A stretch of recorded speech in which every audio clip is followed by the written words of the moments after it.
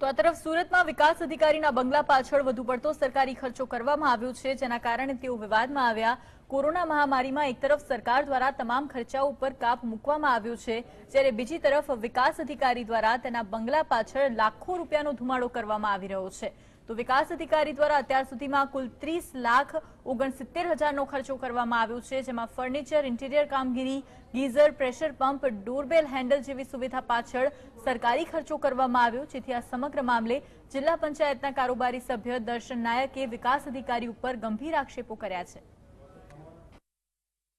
સુરત જિલ્લાના વિકાસ અધિકારીએ પોતાના બંગલાની પાછળ 11 તારીખની કારોબારીમાં 11/6/2020ની કારોબારીમાં 31 લાખ રૂપિયાના ખર્ચે એના ફર્નિચર હોય, ફિક્ચર હોય, રંગરોગાન હોય કે બીજા સુખ સાહેબના સાધનો પાછળ